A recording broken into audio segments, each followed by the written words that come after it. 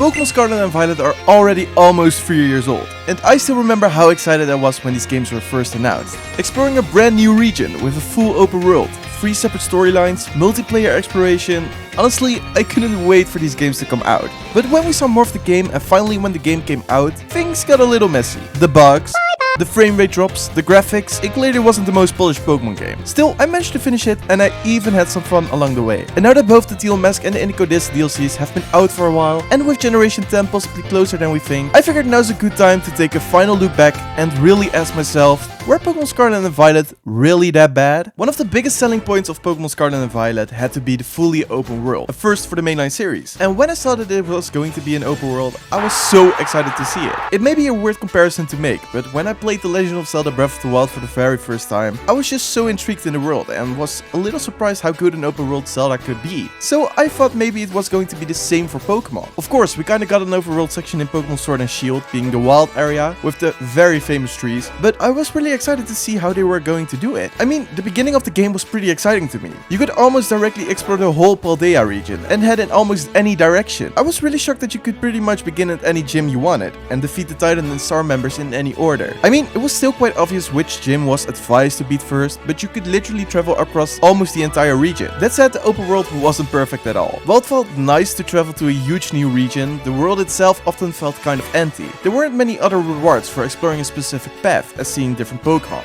Also, sure, you could go anywhere, but that didn't mean the game was ready for you to be there. You might run into a level 40 gym right after a level 70 one. And there was no way of knowing without checking the order. Some people love that, but it can be a little frustrating for others. Still, there was some really fun moments in this open world. For example, when you learned new movement ability for your Koraidon or Miraidon. I was immediately really excited because it would just change your whole movement. I still think that an open world Pokemon game was a step in the right direction for the future of the series, but I hope they are going to execute it a little differently in Generation 10. Pokemon Scarlet and Violet actually did something pretty interesting for its story. Instead of having just one main storyline, the game splits it into 3 separate paths: Victory Road, Path of Legends, and Starfall Street. And honestly, I thought this was a great idea. Victory Road is your classic Pokemon journey. You travel the region, collect 8 badges, fight the Elite Four, and become the champion of the Paldea region. This story is what we've come to expect from every mainline Pokemon game, and while it was fine, it definitely felt like the weakest of the 3 in terms of actual storytelling. I also found the gym leaders not really that interesting. Then you've got the Path of Legends, where you team up with Arven to hunt down Titan Pokemon. I'll be honest, I wasn't expecting much from this one at first, but it actually ended up being my favorite. The way Arven's story slowly unfolds and you realize he's trying to help a sick Pokemon, it just hit it way harder than I expected. It was honestly pretty emotional, and for me the Path of Legends storyline is one of the high points of the game. And then lastly you have the Starfall Street, the Team Star storyline. This storyline was honestly kind of all over the place for me. At first it felt like it was just the typical bad guys doing bad stuff kind of thing, but as you get deeper into it, you realize it's really a story about bullying, friendship, and misunderstood kids who got pushed aside. I actually really appreciate the message, even if the way it was delivered could have been a bit more polished. It felt different from your usual evil team storyline, which was great. And also in this story we got the banger of a track, which of course gave it some bonus points.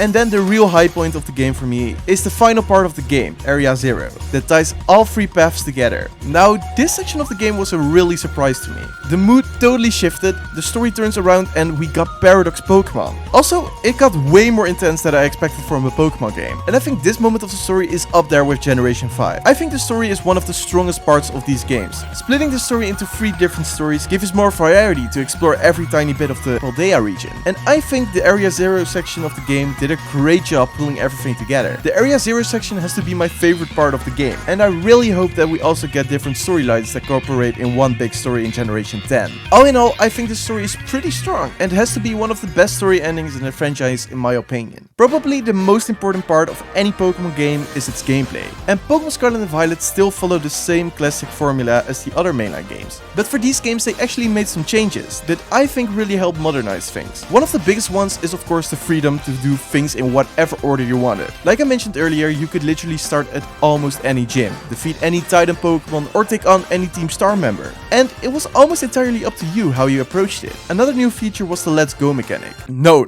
not that Let's Go, this Let's Go. Basically letting you lead Pokemon walk with you and do auto battle other wild Pokemon. I actually quite like this feature since it was a nice way to grind levels, farm items, but foremost to shiny hunt. You could basically let it do it almost automatically and without having to sit through tons of battle animations. So I quite like this new mechanic. Then there's the battle system itself, which of course also hasn't really changed over the years. But they did introduce a new gimmick, terrestrializing. At first I wasn't really sure how to feel about it. For most of the new gimmicks I was immediately a really big fan, like Mega Evolutions or Dynamaxing. But terrestrializing wasn't really my cup of tea. If you terrestrialize your Pokemon gets all shiny and crystally, and its type can change depending on its Terra type. I thought it was kinda weird at first, but after playing with it a bit, it just added a pretty sick layer of strategy in battles. That said, I do think the game could have done more to make the battles feel harder or fun. I mean, outside of a few boss fights like the final Area Zero battles, most trainers were really easy to defeat. I think that Pokemon Scarlet and Violet had a really unique and pretty good ideas, but how they did in some of these ideas could use a little work, like the customization options. I mean, at the beginning of the game we got so much customization, but we had few clothing options, way less compared to the Galar region. But it is very clear to me that they were at least trying to move the series forward, gameplay wise, and I can really appreciate that. Definitely the worst part of Pokemon Scarlet and Violet by freaking far is its graphics and the overall performance. From the very beginning, the visuals of these games were a huge point of some controversy. And most of the time, I don't really care about graphics, since I find the story and gameplay of a game much more important than how realistic the game looks. But come on.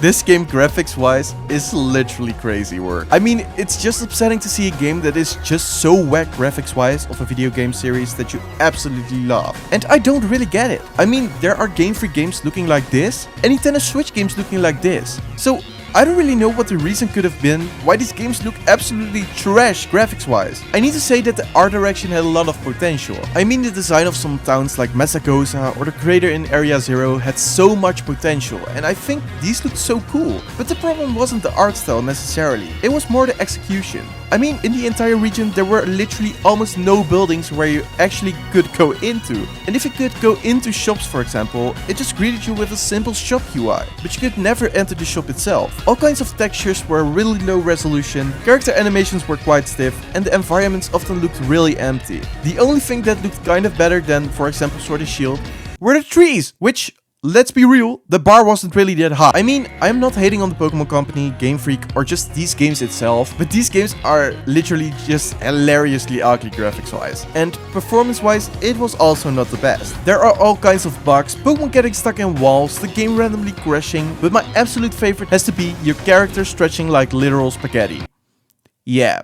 It was kind of a mess at launch. But also after the launch of these games, and even a few patches, a lot of those problems never got fully fixed. Also, this game ran so badly on the Nintendo Switch. Constantly frame rate drops, like the famous 5 FPS windmill or the gym challenge where you needed to find all these sunfloras. Yeah bro, what the hell? It is just disappointing that it felt like Game Freak just wasn't fully ready to make a game this big of an open world. Or they just didn't have enough time to polish the game. I mean, we got a Nintendo Switch 2 version of this game, and when I played it for the very first time, it just felt wrong because I was just constant 60 FPS. It felt like a new game. Either way, I think the end result of this game definitely hurt the experience for a lot of people. I just hope that Generation 10 does not repeat the same mistakes, because honestly, Pokemon deserves way better than this when it comes to polish and performance. Next up, I want to talk about the high point of these games in my opinion, the DLC. Like Sword and Shield, Scarlet and Violet got 2 expansion packs, the Teal Mask and the Indigo Disc, released a few months apart of each other as part of the hidden treasure of Area Zero. And I was honestly so curious to see whether these would improve the overall experience of the games and give us more lore about Area Zero. Starting with the Teal Mask, I found the new area Kirakami nice. It was nice to get a change of scenery, and I actually liked the more traditional festival style setting. The story this time focuses on a group of new legendary Pokemon, which go to Pokemon, by the way. I love Ogerpon. I quite liked the Teal Mask, but it didn't really blow me away. I quite liked the characters, but it felt like it stopped just as it was getting interesting. It didn't also really add much new in terms of gameplay either, but it was fun to explore a new area and see some returning Pokemon that weren't in the base game. Yeah, I'm talking to you, Swaddle. Then came the Indigo Disc, and this one was a bit more exciting for me, since it has some references from the Unova region, which is by far my favorite Pokemon region. So I was quite excited. You head to the Blueberry Academy, which is an underwater school with 4 different biomes that you can explore. And honestly, I really like the concept. The areas looked quite unique and it felt more explorable experimental compared to the rest of the game. They also added some new gameplay mechanics, like the ability to fully fly with Koraidon or Miraidon. But you also had the Synchro machine, which let you transform into a Pokemon. I think I need to accept that we are never getting a new Pokepark, and this is our Pokepark free. We also got every starter Pokemon from past generations, which was a really nice bonus. The Teal mask felt a bit like a setup, while the Indigo disc had more to offer in terms of content and gameplay. Neither of them completely fixed the game's main problems, but they did add some new interesting stuff, and gave people a reason to come back to these games. So, were Pokémon Scarlet and Violet really that bad? Well, it's complicated. On one hand,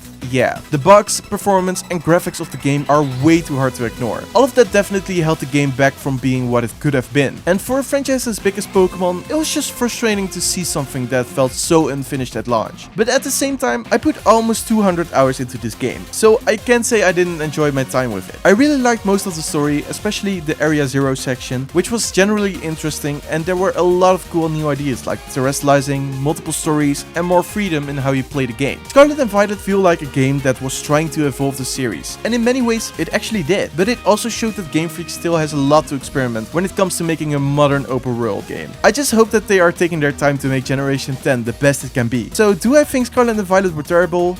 Not really, but these games are definitely a hot mess. Thank you so much for watching this video, hopefully you enjoyed it, and if you did, please like the video and subscribe to this channel, and hopefully till the next time. Goodbye!